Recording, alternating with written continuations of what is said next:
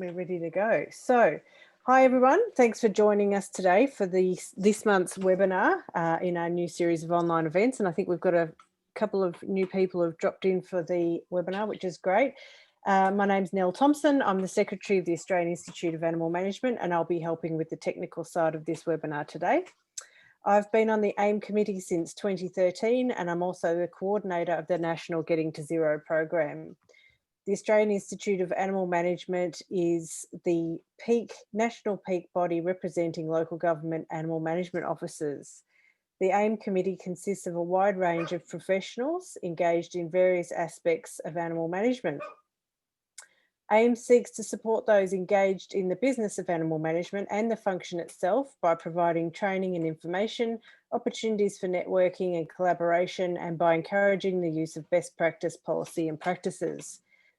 AIM understands the significant pressures placed on local government and not-for-profit rescue and rehoming service providers when working in the companion animal management space.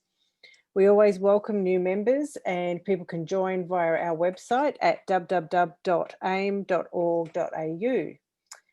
You may know that each year the AIM committee put together a 3-day workshop consisting of conference-style presentations and practical training sessions. We have, of course, had to cancel the 2020 event due to COVID-19, but wanted to ensure that our valued members still had access to continuing education. So we've worked on putting together a series of webinars for that purpose. So for the agenda today, once I hand over to our presenter, there'll be around 20 minutes of presentation and around 10 minutes of question time once the presentation is concluded.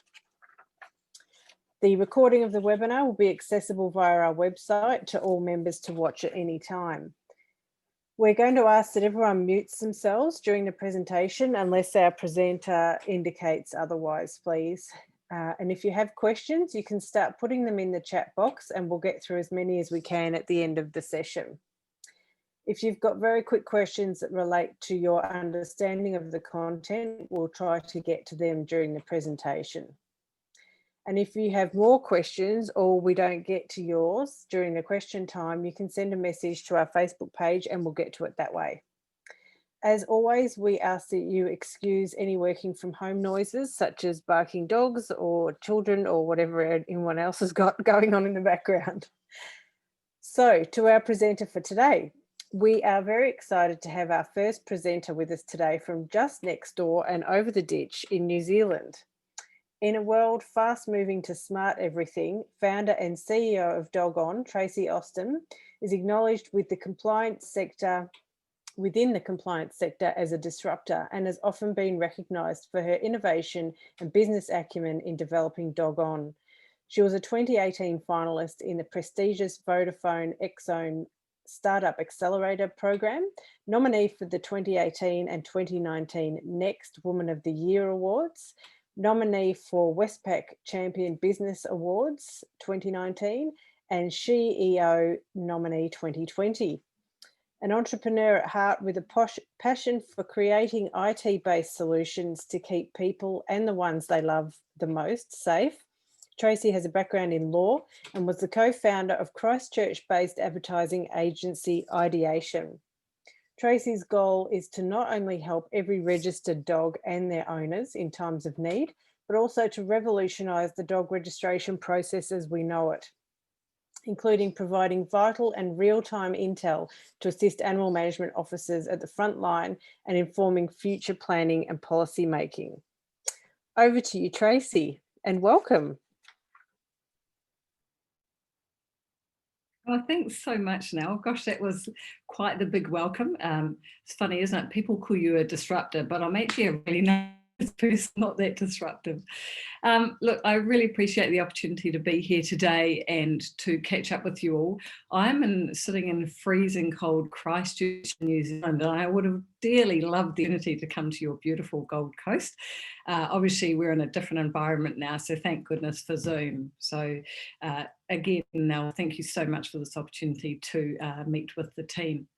So look, we're really appreciative that AIM supports collaboration for initiatives in the field of animal management, and that you're continually looking for new solutions around best practice. And I guess that's where Doggone comes in. We're working with councils in Australia and New Zealand to provide a real-time tool for an age-old problem. Now, actually, I'll just say, apologies, I know in Australia you register cats and dogs. I'm just going to refer to dogs just to shorten up the conversation. So when I'm talking about dogs, I'm relating to cats and dogs for Australia. It's a tool that helps councils, dog owners, dogs, and the whole of the community to facilitate quick and safe reunites of lost and wandering animals. And at the same time, we provide councils with an overview of information and data analytics as they relate to those events.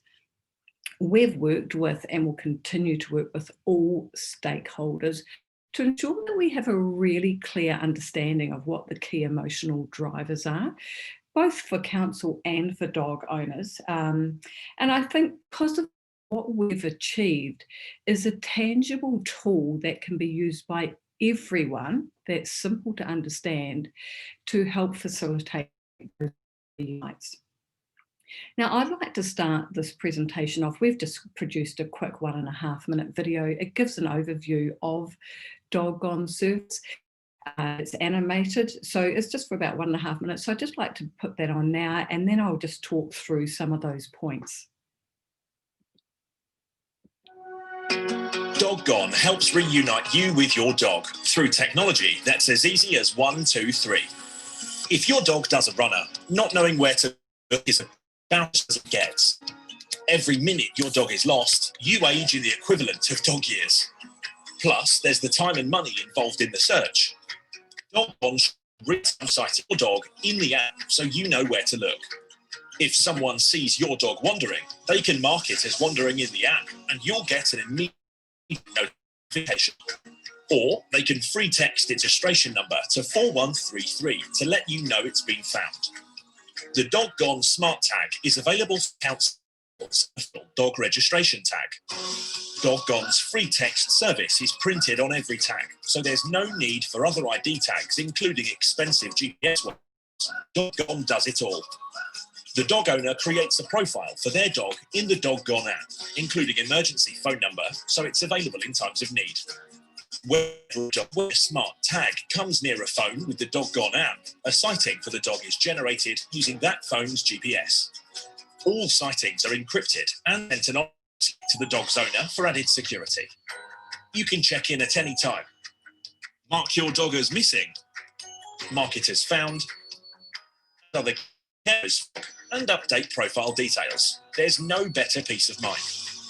Doggone helps reunite you with your dog quickly.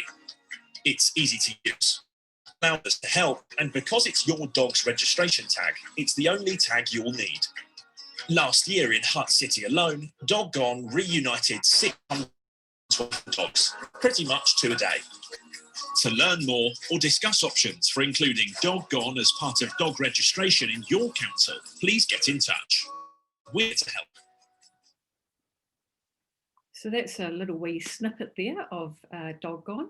Just to give a little bit of context around the numbers of 624 dogs we rolled out with Hutt City Council in Wellington last year. They were our first council in our first year, and they had about 4,000 dogs. So 624 out of the 4,000 is a reasonably good return on the numbers that we had.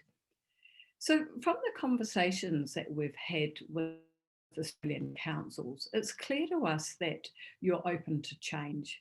And in fact, a lot of you identify change as an opportunity, which is, in my world, extremely refreshing. I think in terms of Doggone, the change is using technology to affect change for good. And look, we understand that you're wanting to prioritise return to owner strategies and you're looking to reduce the number of intakes.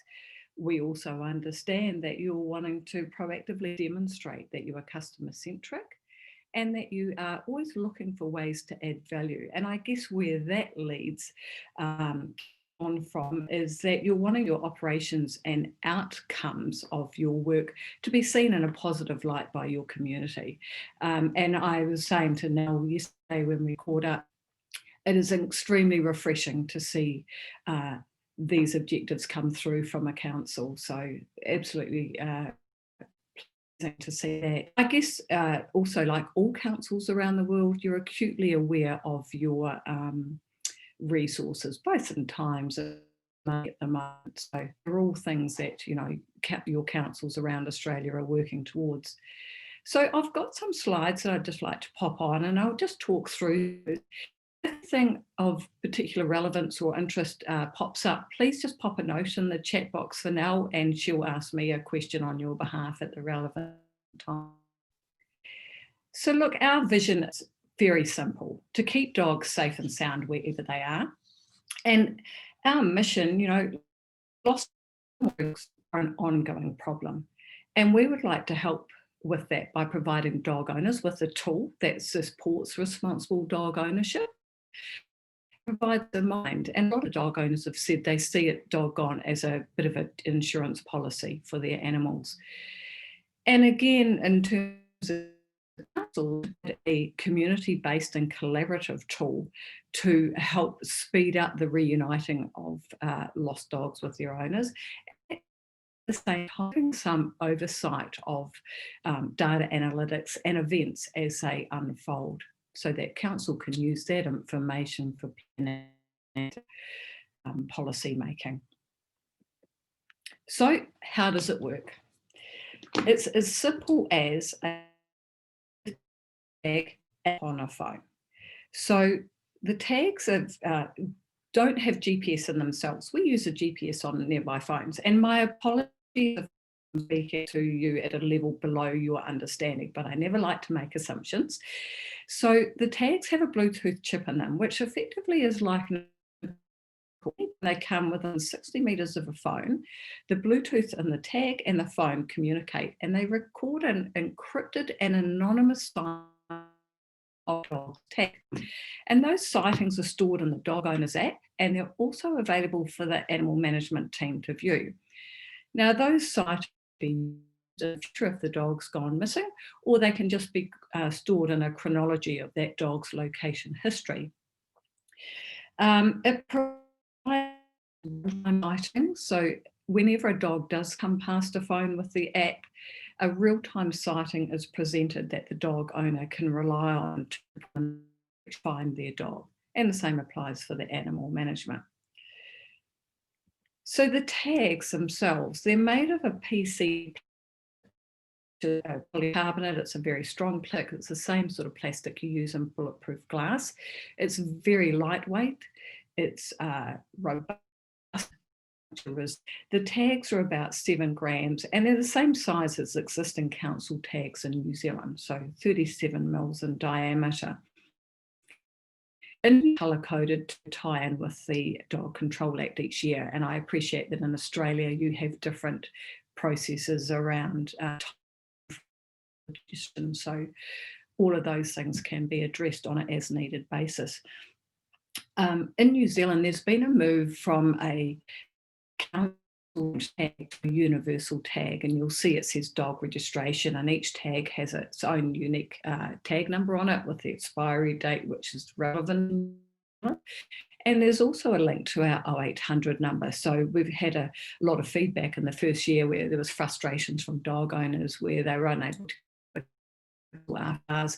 And so a discussion with council was made that the move to all customer service would come in through Doggone on an as-need basis. We would then contact the council, although they had oversight of everything through the app. And you'll see on the back of the tag that there's a very clear call to action about using our free tech service. And we do go into that in a few minutes, so I'll go over it at that time. So there's a dog app that's available for dog owners and animal control officers. And the dog owner, what we're doing with council is creating an API. And again, for the sake of clarity, an API is kind of like an extension cord between Doggone's database and database. We push all information we have to council, so you have complete oversight of everything that a dog owner puts on their profile. And what the API does, it allows council to put some key information on a dog's tag. So if this tag went out to Mary Smith, your council might say, okay, the tag number and Mary's phone number and perhaps a microchip. So when Mary receives the tag, that information's already on there. So then Mary comes to an app and she creates further information in the profile. And some of that information may be contact details for the vet, or if the dog has some sort of serious medical condition or what have you. At any stage, the dog owner can update their details by tapping on the edit icon, and any update are immediately. Now, if it's something important like a dog's change of address or the owner's phone number, we can also push that information through to your administration team at your council. So that really helps at times of the year, particularly in New Zealand where we do annual registration. It means council has current up-to-date information. So the existing process in New Zealand, by way of example, if I changed address, I go on a website by council, I download a form, I update the information, and it's loaded within 10 days. And that's likely when my dog's going to go missing when it's house. So we live in this world of immediacy of information, and through the app, people can update their information and it's live immediately. Dog owner, but if there's a Good Samaritan in the community that uses the SMS service, they have the right phone number, but also council have all current relevant information. So the dog owner can have multiple dogs or cats, and they will show on their profile and on any of your animals. So in this instance, on those visuals, the owner has tapped in on Bailey, and they can see Bailey's profile on the left. The second shot shows Bailey's latest location sighting on a map, and you can zoom in or zoom out on it. The third shot shows that Bailey had been marked, and the blue circle identifies the owner's location, and then Bailey's photo shows where the last sighting of Bailey was. So it gives them some where they are. And once an owner's marked their dog as missing, in the app, you'll see there's a red circle around it.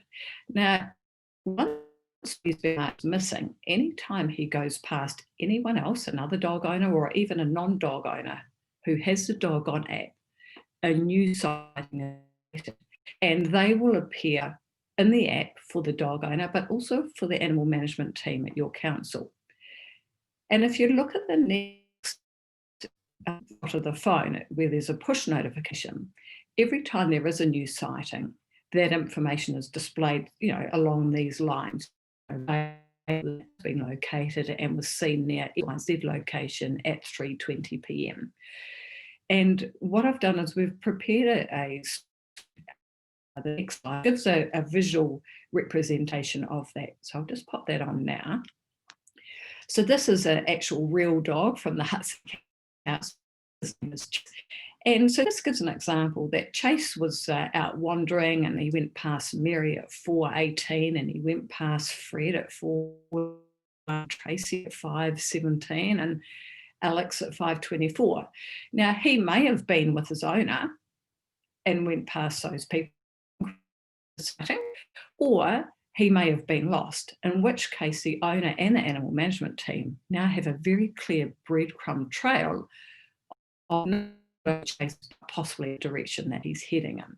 Now, that's really relevant for the owner if you've got a situation where your dog's gone missing and you go to you turn left, right. So you now have a really active tool that is going to point you in the right direction.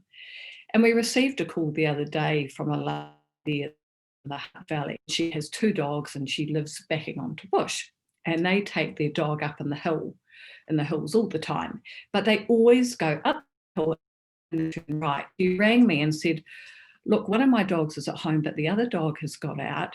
It's telling me he's gone to the left. I know he hasn't gone to the left. I said, look, could you just bear with me and maybe just go to the left and let's see what happens. And if you haven't found him after 5 minutes, we'll.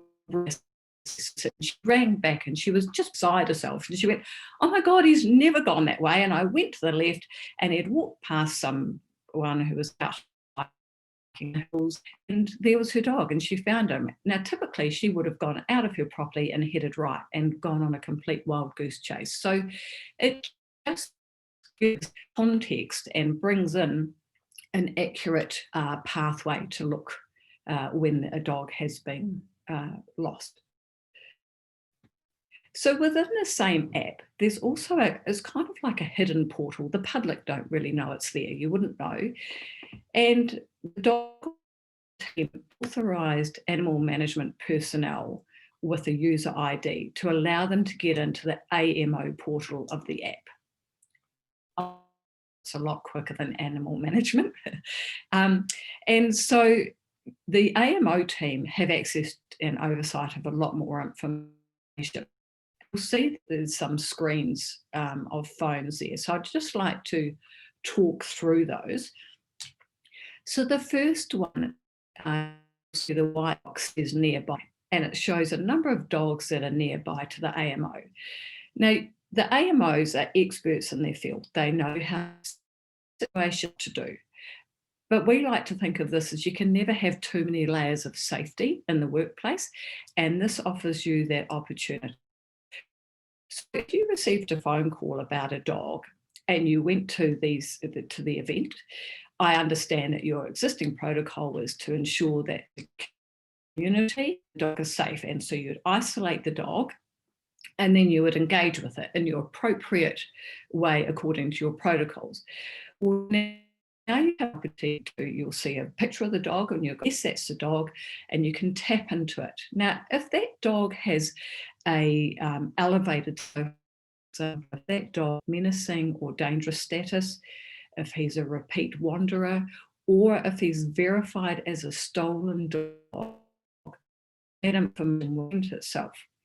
And that may well flavour how you interact with that dog initially. So if that dog is a dangerous dog, instead of just approaching him, you're going to go, okay, I can see, and there's notes areas for other AMOs to put, in.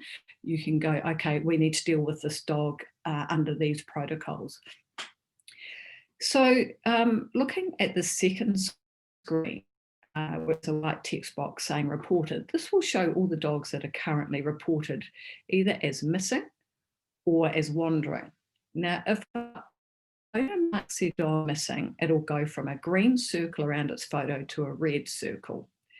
And as I mentioned before, once Bailey's been marked as missing, every time Bailey asks someone else with the app, a new sighting is generated. And that sighting is pushed not only to the owner, but to the AMO. So this allows you to allocate your resources efficiently.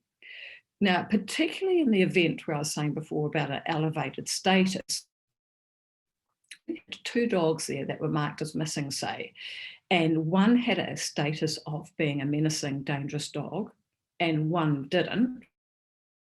The dog the last sighting was outside the Smith Street Primary School. It's highly likely that your team are going to allocate resources to the head of Fleur Poodle, who's a block away from Nana's house.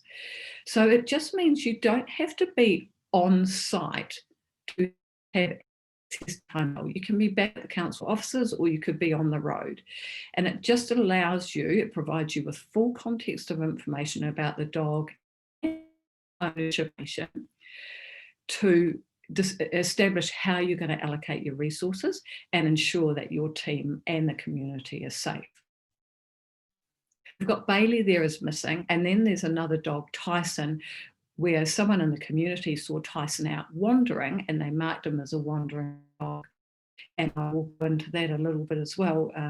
But basically, same principle applies. Once a dog has been marked as wandering, the owner and the animal get notification that that dog's been seen wandering by someone. To ensure privacy of that person, we do not tell the owner whose phone it was. It's encrypted and anonymously.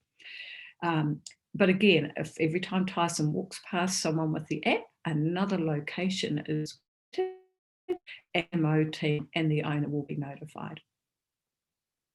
The next screenshot shows all, and that will show you that's registered council wearing one of these tags. And so you can search that alphabetically, you could scroll through. If there was a problematic in your council recently and you know his name is Butch, you can search up Butch just to see that he's where you're expecting him to be. So get oversight of every single dog, their location movements, but also their ownership information.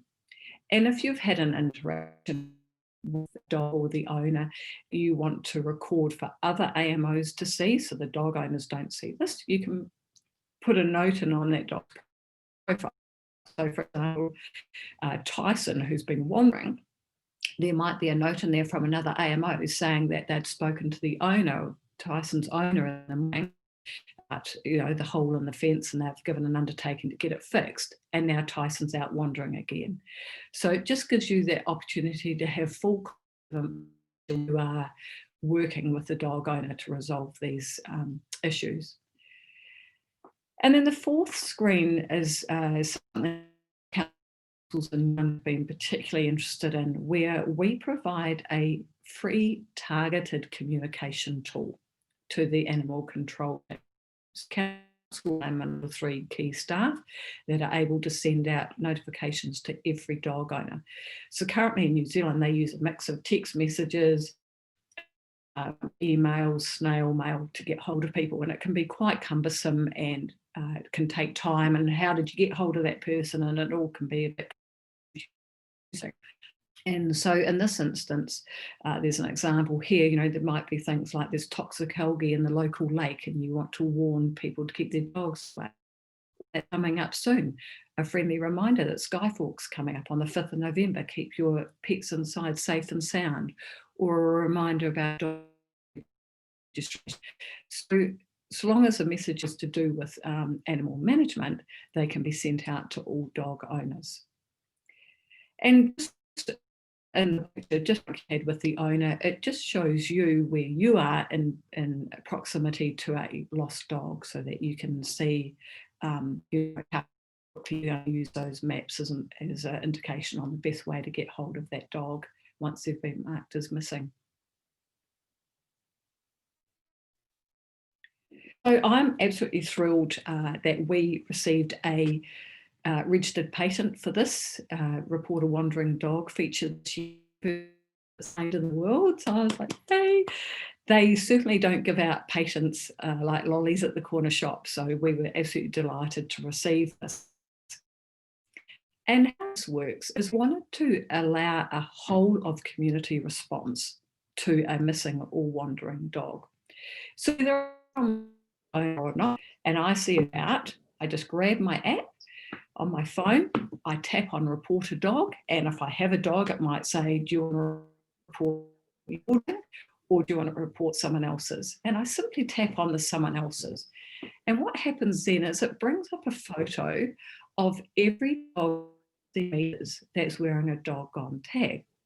And you look at the photos and you go, well, it's not the Dalmatian, it's not the pug, it's not the collie, it's the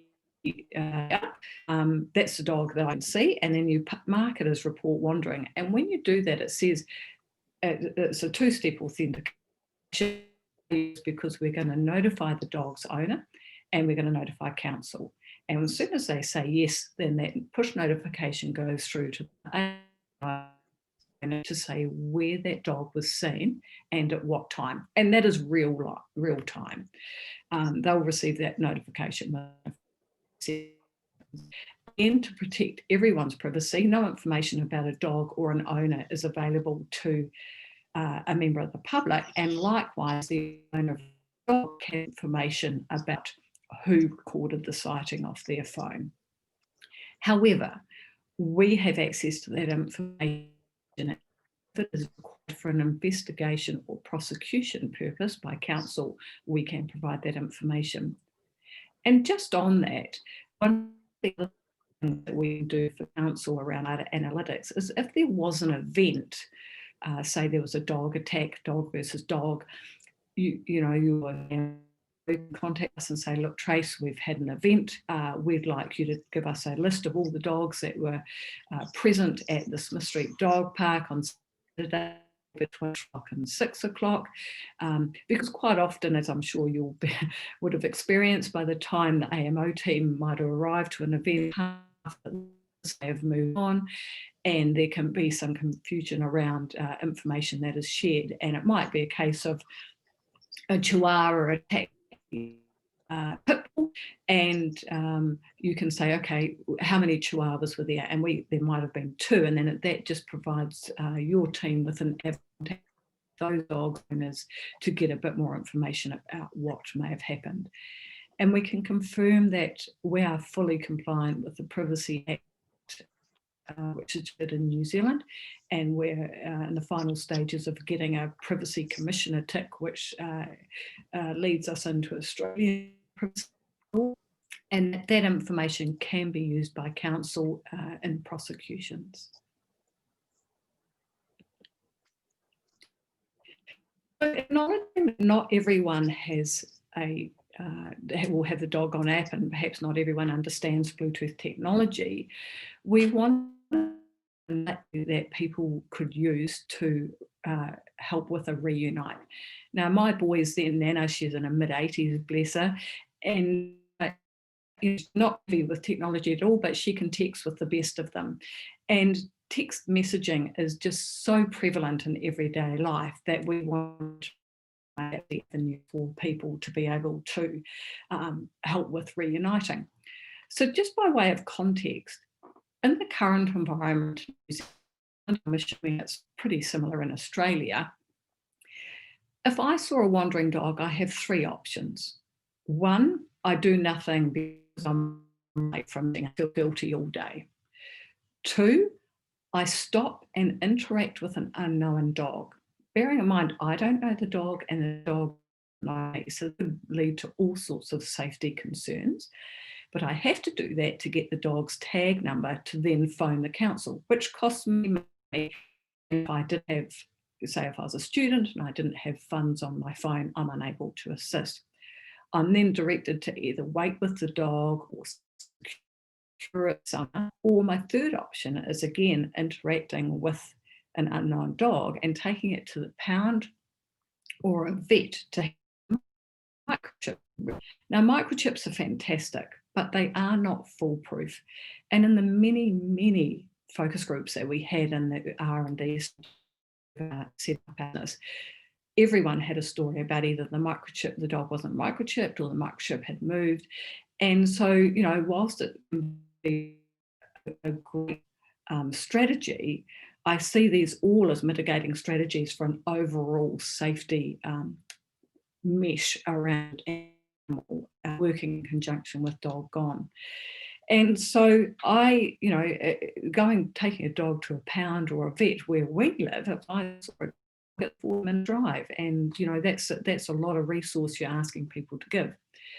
Now, comparing that to Doggone, down the app on their phone and they have it sitting in their pocket and it works away passively in the background. And at the end of the day, they might have created sightings for 100 dogs, and those sightings may be relied upon by that dog's owner to help find their dog. You know, you're oblivious to it. It all just happens in the background. So you're already helping try just by having a free app on your phone.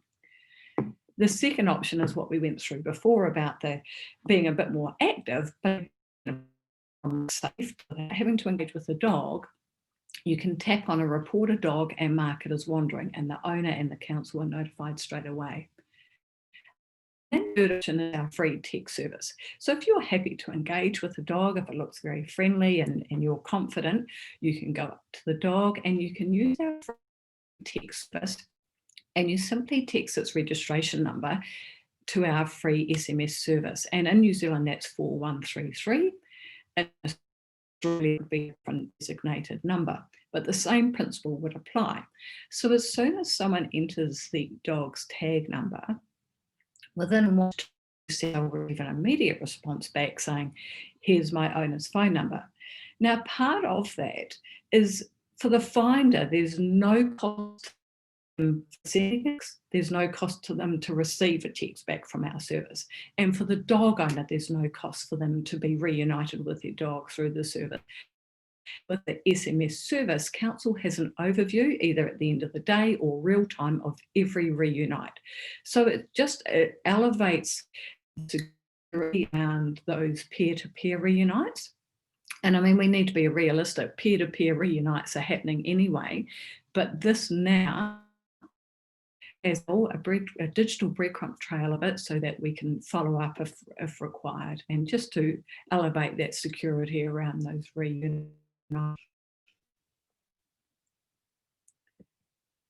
So I'm a bit of a fan of looking for silver linings. I know COVID's happened to everyone, not just us.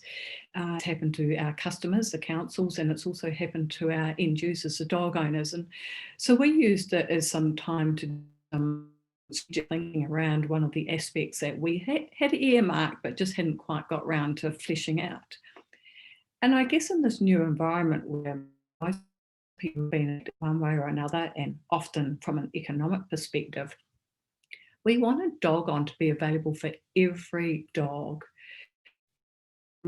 So one aspect of the service that we're working with the councils around New Zealand is that every dog, I'm just going to reach over here and grab these to use in New Zealand, every dog would now have one of these as a standard tag. And on the standard tag, there's access to our service.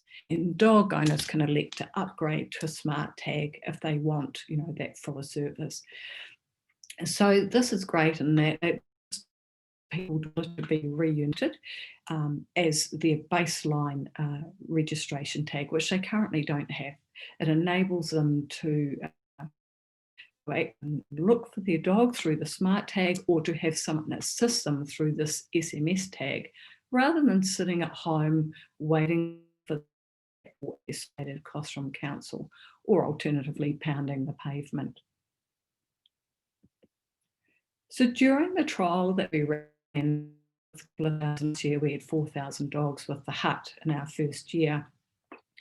We undertook a lot of surveys, service call. We wanted to get a lot of feedback, not only from the dog owners, but from council. But the feedback from dog owners was very clear. People have had the opportunity to have a whole of community opportunity to or response to reuniting them with their dog, of working collaboratively with council, rather than previously they saw it as punitive. The dog would be picked up and then they would have to pay a fine, and they like working collaboratively with council. And I think a lot of them said they saw Doggone as a bit of a circuit breaker in that before it was sort of them and us, and now it's kind of a collaboration and a partnership with their council. As I touched there, it was really important for us to identify what the key emotional drivers were, not only for dog owners but for council. But these from the dog owners, and first and foremost was peace of mind. As we said, that a lot of people saw it as an insurance policy for their pet, and it reduced stress in a very stressful situation. We get phone calls from people saying, "Oh my God, my dog's gone missing," and you can hear the anxiety in their voice. And so we'll talk through, if they're not sure how to check on the app, and then they know which direction to go, and that's the speed of reuniting. And it just, it's tangible. They're doing something. They're not just sitting home or walking around aimlessly. So it provides a real peace of mind and that active tool to help look for their dog. And again, they enjoyed that. Of course, all of this led to dog protection, dog safety, but also community safety. And it keeps dog owners accountable. So I guess in terms of council having oversight of the information, they can then go back and have those conversations with the dog about, look, we need to improve your fencing, or the gate keeps being left open by the courier, let's have a chat with them. And so it just, whilst it empowers them to be proactive, it also keeps them accountable, because information is visible with the council whenever these scenarios play out. And of course, the all-important one, the avoidance of the pound, not only from a guilt perspective that, oh my goodness, I let my dog get off it up at the shelter, but also the costs that are associated with that. Dog owners also clearly identified that with council, efficiencies of resources. As I said before, you don't have to be on site. You can be in your office doing paperwork. Call will come in and have visibility over if the dog was marked as missing. He might actually only be, you can look up in the app and go, oh gosh, he's 3 doors down from the owner, and it might be a quick phone call rather than a 20-minute drive using council time, vehicle resources and things like that. And then, that just helps with conversation with the dog owner. Oh, look, how did Baxter get out? Oh, my daughter left the gate open. And if it's an ongoing thing, it gives you an opportunity to sort of balance at the top of the cliff rather than at the bottom. And as mentioned before, there's the ability to provide data and planning, but also policy making, and also for your investigations and or prosecutions. This slide's really just a FYI. Currently in New Zealand, there's a lot of there's a myriad of ways that you can go looking for your dog. And I think that walking the streets is probably the most stressful, because who even knows if you get in the right direction? It's nearly 40% of people do that. And so all of these slides, and this one will be included, are going to be sent out from now afterwards. So you find that interesting to have a wee look at. Doggone now provides one central hub, either through the app with location sightings or through our SMS service, to be able to reunite the dog actively rather than just, floundering and trying a myriad of other options. I guess this one speaks for itself. No dog should ever sleep rough. And it's certainly on that wouldn't be the case, and we work with councils to reduce regulatory, administrative and resource burdens by enabling whole response through using technology, and all the while providing council with an oversight of all of that activity. And look, like Doggone could certainly help your councils achieve one of your core objectives, and that is of reducing your intake through the use of technology. I guess, we'd all agree there's no more important time than right now in this post-COVID or current COVID environment of reducing those intakes and doing so safely, but at the same time having that oversight. Now, AIM have a very clear theme, and people into a conference last year, our animals, our people, our community, and that aligns so perfectly with Doggone. They're our objectives as well. We would absolutely love the opportunity to continue this conversation with your council, and perhaps even give a presentation to some of your councils. If that was of interest to you, we would be absolutely delighted to continue the conversation. So look, I'd just like to thank you. I appreciate how busy you all are, and I really appreciate you taking the time out today to let me go on. Sorry, I don't like talking at people. I do actually like interactive conversations. So on that note, I will see if there's any questions that you would like answered. So thank you, everyone. I really appreciate your time. Thank you, Tracy. That was fantastic and was a great overview of Doggone, which I personally find fascinating and would love to see really hit the ground running here in Australia. I think it could be quite effective in certain municipalities. So do we have any questions for Tracy? I've got one here. Is there a function that allows council to see if the dog is with their owner?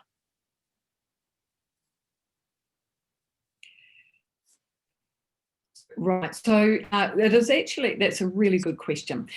One of the things we're looking at doing for this coming year is having 2 points for each location sighting. So currently, if the dog was shown, say if you looked up Baxter and it showed it at 31 Smith Street and you knew that Baxter 31 Smith Street, then you would assume that, you know, he's with his owner.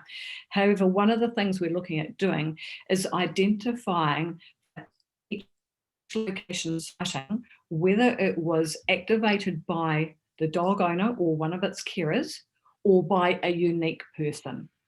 So show you where the sighting was created, but we can never tell you exactly who the person is with the dog, and we can't do that for privacy reasons, because then we would be tracking a person rather than a dog, and that does not comply with the Privacy Act.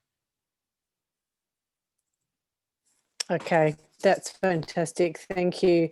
So it looks like a lot of people have really enjoyed the presentation. Some people have had to run off. It is in the middle of the workday. And we've got one more question being typed, I think. Just coming through. If anybody's got any more questions, pop them in the chat box. As I said in a message earlier, we will put Tracy's presentation and the video that was part of that up on the website with the recording of this session. We've had a little bit of trouble with our internet gods today, which is, you can never tell whether they're going to be problematic or not, but Tracy's contact details are there as well, so if anyone needs to contact her. So I've got another question here. Is there an ability to set up a digital fence for the dog? For example, some way to automatically sense if the tag has gone out of range of the Bluetooth unit at home. Does that make sense, Tracy? Sure. That completely. So, and another great question that was on our agenda very early on. There are some other, they're not bespoke products like ours, but there are some other Bluetooth products out in the marketplace that do geofencing, and they are strife with problems. So when you think about GPS signals, you rely on quite a few things: atmospheric conditions, the accuracy of a phone, the satellites in the sky. There's a lot of things that can make a GPS signal going from really accurate to, you know, out for a couple of 100 meters.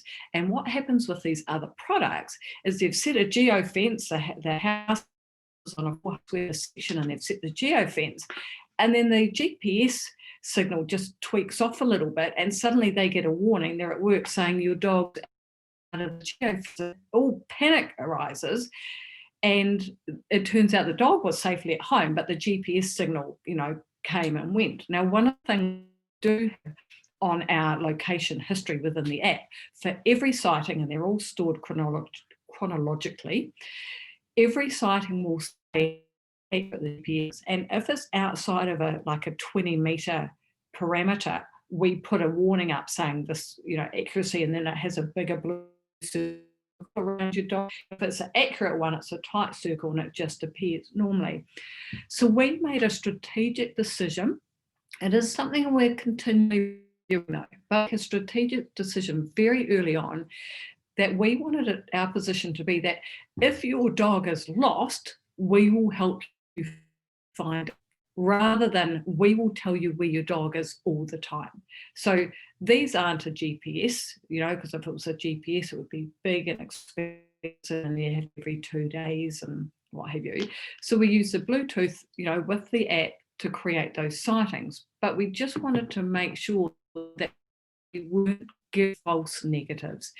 And looking at these other products and the reviews that come with them, there was a lot of negative feedback. Someone would say, my app just said that my dog's away, or my car keys are away, and it's right next to me. And so we really wanted to avoid that situation. So until such time as we can work out to not present any inaccurate sightings on an ongoing basis, we weren't prepared for geofencing, just because we don't want to give those false negatives and cause panic when panic is not needed.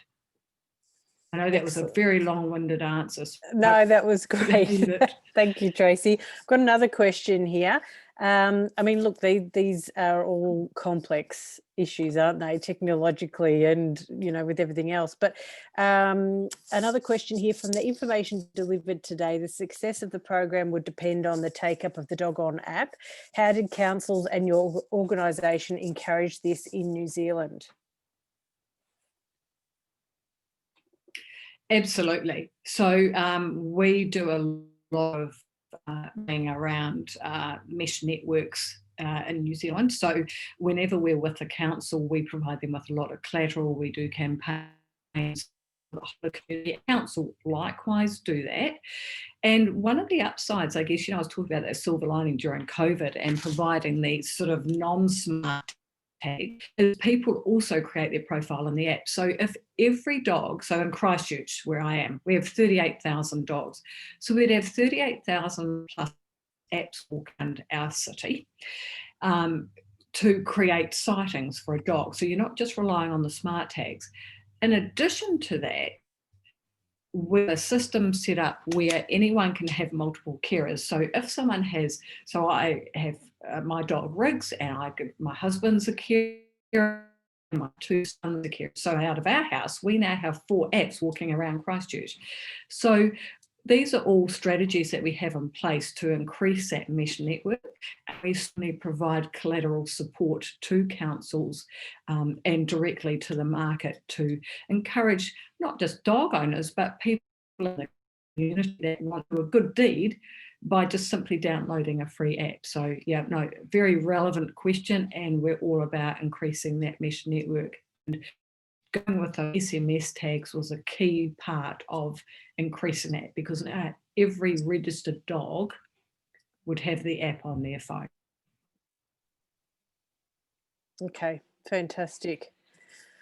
All right, I think that might be the end of our questions. So I'll wrap up now. Thank you so much, everybody. Oh, sorry, one more question. In your experience, would this be successful in a smaller council that only has around 12,000 human population and around 4,000 animals? Don't know if that's dogs or might be registered dogs. Does that make sense, Tracy? Yes, absolutely. And the definite answer is yes. We have a number of, New Zealand, we're small, and we have a number of councils that are quite small. And it's funny, small towns, people know each other, but it's amazing, even with the 4,000 dogs, so many of them reunites with someone who lived 3 doors down, who hadn't met their neighbours yet.